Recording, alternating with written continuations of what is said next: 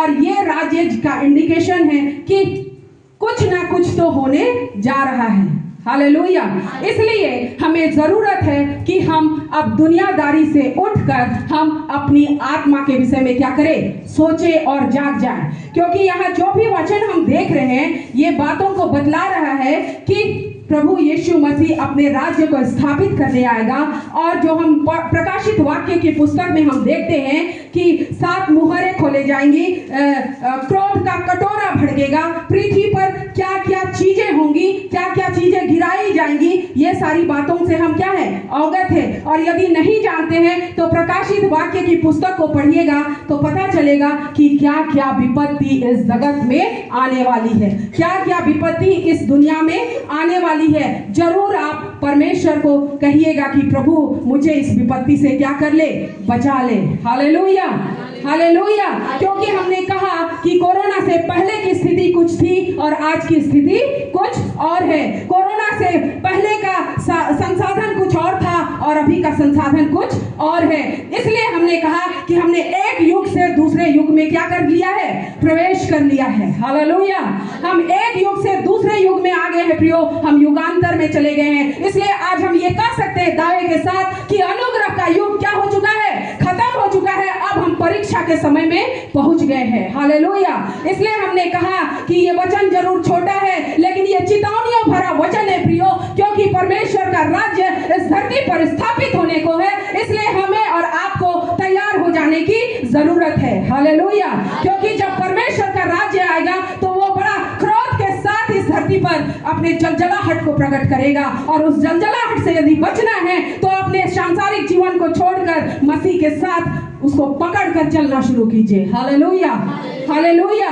और ये चेतावनियों भरा वचन है प्रियो, क्योंकि हम जानते हैं कि परमेश्वर का वचन कहता है कि तू जब चीजों में बदलाव होता देखेगा तब तुम जान जाना कि मेरा राज्य क्या है, निकट है। हम देखते हैं कि परमेश्वर का वचन कहता है 1/3 समुद्र में क्या होने लगेगा, बदलाव आने लगेगा। 1/3 पृथ्वी की वनस्पतियों में क्या होने लगेगा, बदलाव होने लगेगा। 1/3 सूरज में भी क्या होने लगेगा, बदलाव होने लगेगा। हालेलुया। सूरज जो इतना गर्मी देता है उसमें भी क्या होने लगेगा, बदलाव होने लगेगा। ये हम नहीं कहते लेकिन ये परमेश्वर का वचन कहता है कि चांद तारे सब कुछ में क्या होने लगेंगे, परिवर्तन होने लगेंगे। हालेलुया। और ये छोटी छोटी परिवर्तन हम देख रहे हैं। यदि आप न्यूज पढ़ते हो, यदि आप साइंटिस्ट लोगों की बातें सुनते, यदि आप डिस्कवरी चैनल देखते होंगे तो जरूर देखे होंगे, जरूर सुने होंगे कि लोगों का कहना है कि आकाश में कुछ तो क्या हो रहा है, परिवर्तन हो रहा है। ग्रह हो सके टकराने की स्थिति में आ जाए, सूर्य में थोड़ा क्या हो रहा है, परिवर्तन हो रहा है। ये बाइबल में पहले से ही क्या किया हुआ है, लिखा हुआ है। इसलिए हमने कहा कि जब हम युगांतर में प्रवेश कर चुके हैं तो हम विश्वास रखें, अनुग्रह के युग से बाहर आ चुके हैं और परीक्षा के समय में हम क्या किए हैं, पहुंच चुके हैं। इसलिए यहाँ लास्ट पद कहता है कि तेरी चेतावनियां अति विश्वास योग्य है, हे यहोवा तेरे भवन को युग युग पवित्रता ही शोभा देती है। आज हमें तैयार हो जाने की जरूरत है, क्योंकि कब और कैसे परमेश्वर का क्रोध इस भूमि पर भड़केगा हम और आप नहीं जानते हैं। हालेलुया। इसलिए आज हम कहेंगे कि जो भी चेतावनियां दी गई हैं परमेश्वर की ओर से, इस बाइबल में जो भी बातें लिखी गई है उसको हम सुनकर भी अनसुना ना करें, क्योंकि यहाँ साफ साफ लिखता है प्रभु तेरी चेतावनियां विश्वास योग्य है। हालेलुया। जो भी बातों को हम सुन रहे हैं वो कान को सुनकर केवल दूसरे कान से निकाल देने की बात नहीं है, उस पर विश्वास कीजिए, क्योंकि परमेश्वर प्रभु यीशु मसीह अपने राज्य को स्थापित करने आ रहा है। हालेलुया। और बड़ी जलजलाहट के साथ वो इस राज्य में, इस धरती पर अपने राज्य को स्थापित करेगा और बहुत सारी विपत्तियां आने को है प्रियो। इसलिए हम तैयार हो जाएं, अपने बाल बच्चे को तैयार करें, अपने जवानों को क्या करें, तैयार करें। हालेलुया। क्योंकि जरूरत है कि हम सिर्फ हम नहीं लेकिन हमारी पीढ़ी भी क्या रहे, तैयार रहे। आज हमें और आपको अपने बाल बच्चों को ये बतलाने का जरूरत है कि दुनिया में ऐसी ऐसी चीजें होने को है, एंटी क्राइस्ट आने को है, परमेश्वर का विरोधी, यीशु मसीह का विरोधी इस जगत में आने वाला है। सो अपने बच्चों को भी क्या कर लें, तैयार कर लें, खुद के जीवन को भी क्या कर लें, तैयार कर लें। जवानों के जीवन को भी हमें तैयार करने की जरूरत है। हालेलुया। क्योंकि हमें ये बतलाना है अपने बच्चों को कि जब ख्रिस्त विरोधी आएगा, हमें किस रीति से उसके सामने खड़े हो सके, हम किस रीति से हम उससे क्या कर सके, लड़ सके। Hallelujah, hallelujah. यदि हम ही खुद में जागृत न रहेंगे तो हम कैसे अपने बच्चे को तैयार कर पाएंगे? क्योंकि यदि हम अपने जिंदा रहते, यदि हम इस बदलाव को नहीं देख रहे हैं, कहने का मतलब कि यदि हमारे जिंदा रहते इस धरती पर परमेश्वर का राज्य स्थापित नहीं हुआ, तो हो सके हमारी पीढ़ी के आते परमेश्वर का राज्य स्थापित हो और वो कहीं उस जलजलाहट में ना फंस जाए। इसलिए आज हमें अपने जीवन को, अपने बच्चों को, अपने लोगों को तैयार करने की क्या है, जरूरत है। Hallelujah, hallelujah. क्योंकि परमेश्वर की चेतावनी विश्वास योग्य चेतावनी है, उस पर विश्वास कीजिए। आप बतलाइए बच्चों को कि कैसा जीवन जीना है, प्रभु में कैसा बढ़ना है। यदि हम नहीं बताते हैं, वे दुनिया के चकाचौंध में क्या हो जाएंगे, फंस जाएंगे और वे हो सके उनका जीवन नाश हो जाए। कोई नहीं चाहता कि मेरा जीवन या अपने बच्चे का जीवन क्या हो, नाश हो। आज हम इस वचन से हम यही कहना चाहेंगे कि प्रभु यीशु मसीह की जो चेतावनियां हैं, जो उन्होंने चिन्ह दिए, जो उन्होंने बातें बतलाई, ये विश्वास करने वाली बातें हैं। और अपने बच्चों को हमें तैयार करना है, अपने जवानों को हमें तैयार करना है, खुद के जीवन को हमें तैयार करना है। क्योंकि हम और आप नहीं जानते कि कब, कैसे परमेश्वर का क्रोध का कटोरा कब भड़केगा। आज हमें बतलाना है बच्चों को कि एंटी क्राइस्ट के सामने भी तुम कैसे स्थिर खड़े रह सकते हो। यदि परमेश्वर को सताहट का समय आएगा, हम जानते हैं, यदि सताहट की घड़ी में आप परमेश्वर को नहीं मानेंगे, नहीं जानेंगे, तो आप हो सके उस समय में आप पीछे लौट जाएंगे। लेकिन आज हम कहना चाहेंगे, यदि परमेश्वर का वचन आपको मतलब परमेश्वर का वचन आपके जीवन में है, आप परमेश्वर को मानते हैं, उसे जानते हैं, तो कभी भी यदि विरोधी आपका वध भी करने के लिए खड़ा हो जाए तो आप उस समय झुकेंगे नहीं। हालेलुया।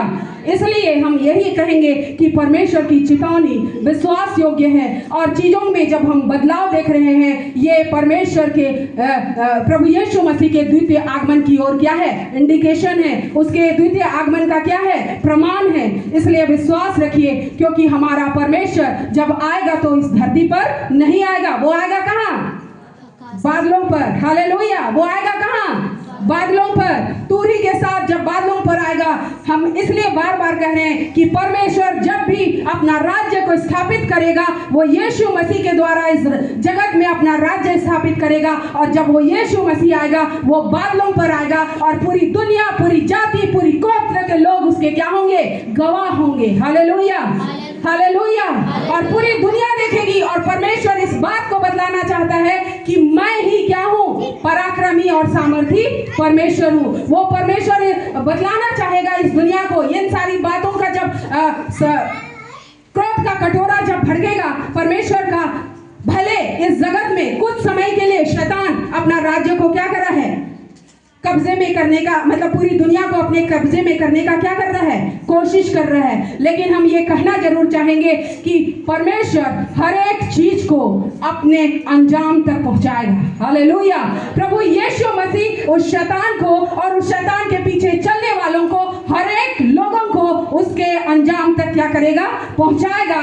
तभी दुनिया देखेगी कि भले कुछ समय के लिए दुनिया उस शैतान के कंट्रोल में आ रही है, लेकिन परमेश्वर की जलजलाहट, परमेश्वर का क्रोध जब इस पृथ्वी पर भड़केगा, प्रभु उस शैतान को, शैतान के पीछे चलने वालों को और हर एक उस इंसान को, चाहे वो पवित्रता के अनुसार चलता हो, चाहे स्वर्गदूत हो, हर कोई को प्रभु यीशु मसीह उसके अंजाम तक क्या करेगा, पहुंचाएगा। दिन बुरा है प्रियो, इसलिए हम कहना चाहेंगे पवित्र आत्मा से भरिए, प्रभु के पीछे चलिए और ताकि आप अपने अंजाम को क्या करें, पहुंचे। कहीं ऐसा ना हो कि शैतान का जो अंजाम है वो हमारे साथ हो। इसलिए हम कहना चाहेंगे कि जीवन में थोड़ा अपना क्या बोले, सांसारिक जीवन से थोड़ा क्या करें, बाहर निकले और आत्मिक जीवन की ओर हम क्या करें, बढ़ें। हालेलुया, भले ये भजन संहिता जो 93 अध्याय हम लोग देखे बहुत छोटा सा है 1 से 5 तक, लेकिन चितौनी भरा वचन है। हम गौर करें और अपने जीवन में तैयार हो, अपने बाल बच्चों को तैयार करें, जवानों को तैयार करें कि कहीं उस 7 साल के महाकलेश में हम ना फंस जाएं। और यदि हम तैयार होते प्रियो, विपत्ति आएगी तो भी हम क्या करेंगे? स्थिर रहेंगे। Hallelujah, hallelujah. इसलिए परमेश्वर का क्रोध इस जगत में भड़के उससे पहले हम तैयार हो जाए, ताकि उन सारी चीजों का हम क्या कर सके? सामना कर सके। Hallelujah, hallelujah. जीत परमेश्वर का धन्यवाद हो। यही हम इस वचन के द्वारा जो भी परमेश्वर ने मुझसे बातें करी थी, आज हम बतलाना चाहेंगे। जब गुनिया बहन के द्वारा मुझे मिला कि तेरे को आपको वचन बोलना है, हम भजन संहिता की पुस्तक निकाले और हम पढ़ रहे थे। ये वचन जब मुझे मिला, हमने लगभग इसे 10 से 12 बार पढ़ा होगा। हम समझ नहीं पा रहे थे कि मुझे क्या कहना है, मुझे क्या बोलना है इस वचन से। हम इसी वचन को लेकर इसलिए खड़ा हुए क्योंकि इस वचन से पहले परमेश्वर ने मुझसे क्या करी है?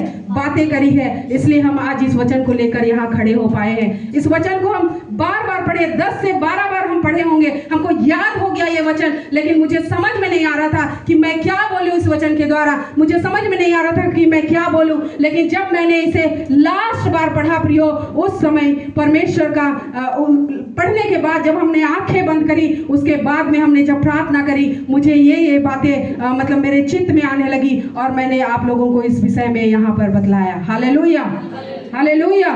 सो जीत परमेश्वर का धन्यवाद हो। इस वचन के द्वारा आज हम देख रहे हैं कि परमेश्वर अपना महादम्य का पहरावा पहन लिया है। उसने अपनी सामर्थ का फेटा बांध चुका है।